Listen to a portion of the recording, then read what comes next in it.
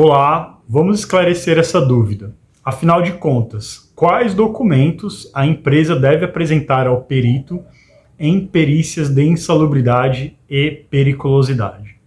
O que eu tenho observado é que alguns peritos e algumas empresas têm se equivocado em relação a esse tema. Vamos partir do princípio que toda perícia ela deve ser realizada por peritos, que se você for pegar no sentido da palavra, significa expert, ou seja, conhecedor do tema que ele está pleiteando. E a perícia judicial, ela se deve ser realizada através de inspeção no local, ou seja, o perito ele tem que fazer as análises de risco, verificar a atividade versus risco no local de trabalho. Ela não é uma perícia documental, ela é uma perícia de inspeção no local de trabalho. Então, o que isso significa na prática? Que todo documento que deve ser apresentado, ele tem que ser inerente à perícia, ou seja, ele tem que fazer sentido ali na questão de análise pericial. Então, o que eu tenho notado é que alguns peritos vêm solicitando documentações que não são inerentes à perícia.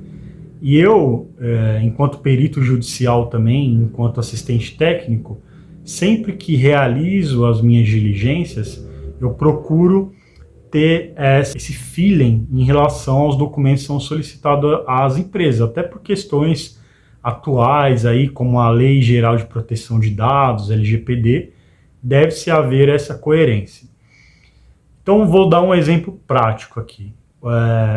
A empresa ela vai passar por uma perícia de insalubridade por exposição ao frio.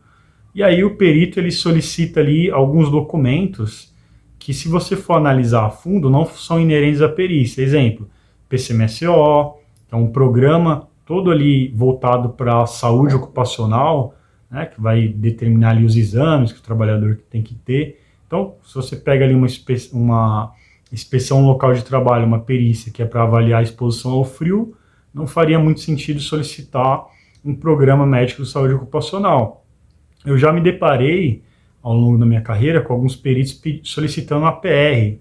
Qual o sentido de você solicitar uma apreciação de risco, sendo que você é o perito judicial que tem que se fazer essa análise de risco versus exposição ali no ambiente de trabalho?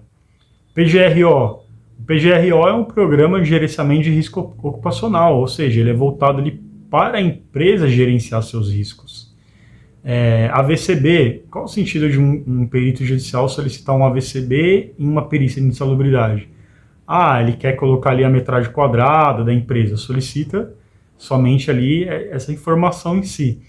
Então, no resumo geral, é muito estranho um perito causa estranheza, solicitar documentações que não são inerentes à perícia. E a empresa, em contrapartida, ela só tem que apresentar de fato o que é inerente à perícia, tá bom? Então, esses são meus comentários referente a esse tema. E, em resumo, a empresa tem que apresentar os documentos aí que são inerentes à matéria que está sendo apreciada.